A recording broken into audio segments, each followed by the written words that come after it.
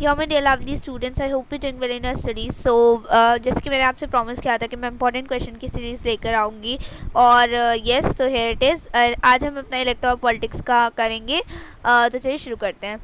Describe the main criteria that makes an election democratic. तो main criteria क्या क्या होते हैं? इलेक्टोरल पॉलिटिक्स वाला चैप्टर मैं आपको ऑलरेडी पढ़ा चुकी हूँ, लेक्चर मैं उसका डाल चुकी हूँ, आप जाके प्लेलिस्ट में से देख सकते हैं, और नोट्स में से जाकर, नोट्स वाली प्लेलिस्ट से जाकर आप मेरे नोट्स भी देख सकते हैं, और उसका प्रिंट आउट निकलवा लें, that will be beneficial for you learn करने के लिए।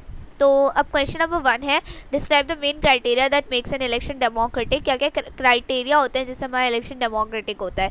तो नंबर 1 की राइट टू वोट, वोट का अधिकार सबको होना चाहिए, और सबके वोट की वैल्यू इक्वल होनी चाहिए। Election equal interval of time पे होने चाहिए। इलेक्शन कमीशन इंडिपेंडेंट होना चाहिए। लार्ज नंबर ऑफ वोटर्स का होना चाहिए, मतलब ज़्यादातर लोग वोट दें, और जो भी वोट का आउटकम निकले वो जो ओपोजिशन पार्टी हो, लूजिंग पार्टी हो, उसको एक्सेप्ट कर ले, ये सोचकर कि जो व्यूअर्स हैं, यानी जो हम जनता है, जो वोटर्स हैं, उन्होंने करेक्ट तरीके से, मतलब उन्होंने, उनका डिसीजन है तो उन्होंने वोट दिया है। तो ये सब पॉइंट्स आप लिख सकते हैं मेन क्राइटेरिया को डिस्क्राइब करने के लिए। नेक्स्ट क्वेश्चन नंबर 2 है, differentiate between general election and by election.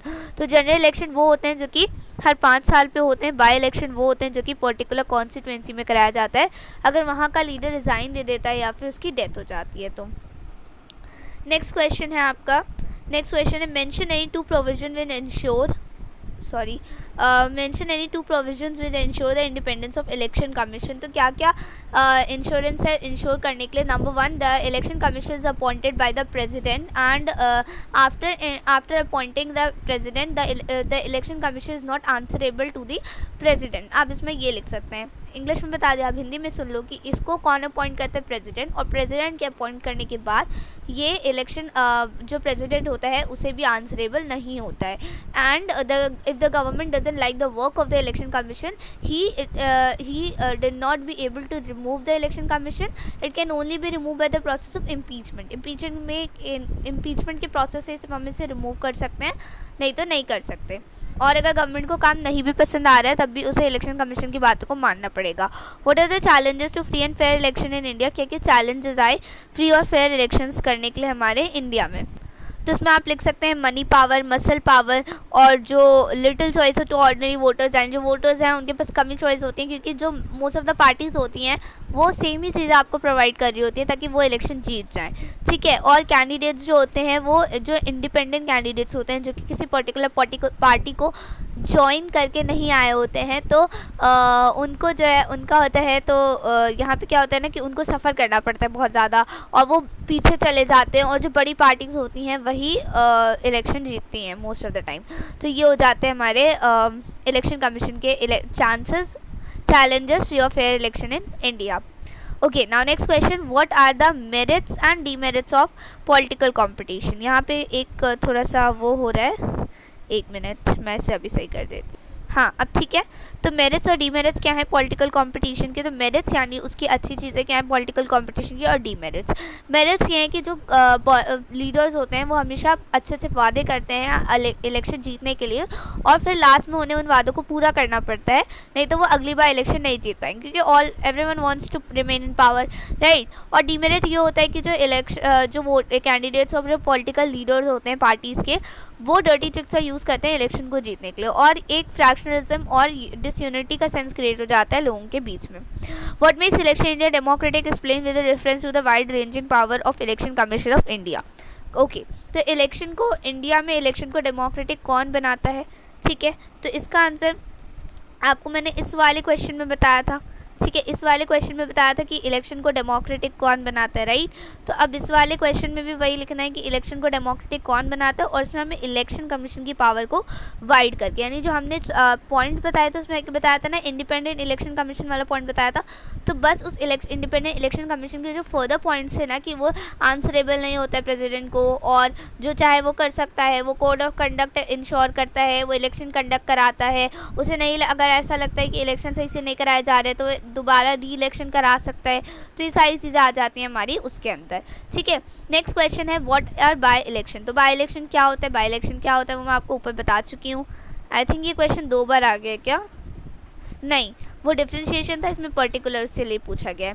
ठीक है, तो बाई इलेक्शन क्या होता है? बाई इलेक्शन वही होता है जो कि एक पर्टिकुलर कॉन्स्टिट्यूंसी में कराया जाता है, जिस अगर लीडर की डेथ हो गई या फिर उसने रिज़ाइन कर दिया। अब पार्टी टिकट क्या होता है? पार्टी टिकट जो होता है वो कोई आपको अगर मिल जाता है तो आप उस पार्टी से इलेक्शन लड़ सकते हैं। ठीक है, नेक्स्ट है describe the rules and regulation. 1 mark के क्वेश्चन है, ये 2 मार्क्स के क्वेश्चन है बेसिकली, 1 मार्क्स का नहीं आएगा। मैं आपको पैटर्न का एक शॉर्ट वीडियो में पैटर्न डाल दूंगी, पैटर्न बेसिकली किस तरह से होगा और उसके सेक्शंस क्या क्या होंगे, जनरल इंस्ट्रक्शन में वैसे आपके क्वेश्चन पेपर में दिया रहेगा, उसे पढ़ लेना। ठीक है, ये 2 नंबर के क्वेश्चन है। Okay, next describe the rules and regulation regarding election camping in India. तो इलेक्शन कैंपिंग को लेकर क्या क्या रूल्स हैं? तो नंबर 1 रूल तो यही है कि जो लीडर्स होते हैं वो लोकसभा के इलेक्शन के लिए पर्टिकुलर कॉन्स्टिट्यूंसी में कितने से ज़्यादा रुपए नहीं खर्च कर सकते, 25 लाख से ज़्यादा खर्च नहीं कर सकते।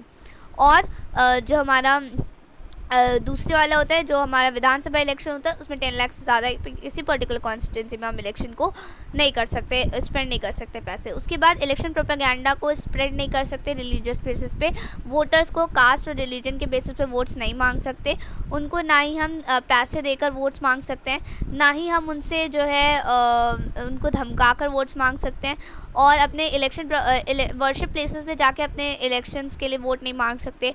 गवर्नमेंट व्हीकल्स ऑफिशियल्स का यूज़ नहीं कर सकते हम इलेक्शन कैंपेनिंग के लिए, और कोई न्यू प्रोग्राम स्टार्ट नहीं कर सकते ड्यूरिंग इलेक्शन, राइट। तो अगर एक बार इलेक्शन अनाउंस हो गया तो उसके बाद कोई न्यू प्रोग्राम या कोई न्यू प्रोजेक्ट हम स्टार्ट नहीं कर सकते। ये हो गया question number 10। Explain the role of election commission.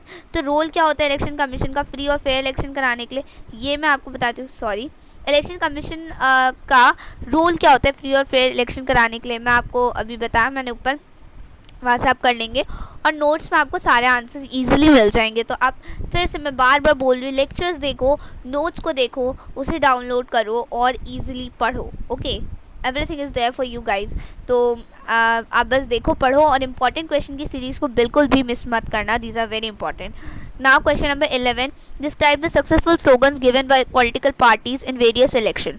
तो जो पॉलिटिकल पार्टीज थी, आपने स्लोगन्स भी पढ़ा होगा। स्लोगन्स क्या होते हैं? ये वो चीज़ होती है जो कि पॉलिटिकल पार्टीज देती है ड्यूरिंग इलेक्शंस, जो है ताकि वो पब्लिक को अपनी तरफ अट्रैक्ट कर पाए। जैसे कुछ स्लोगन्स ये कहते हैं, इंदिरा गांधी ने दिया था गरीबी हटाओ लोकसभा के इलेक्शंस के लिए 1971 में, आई थिंक।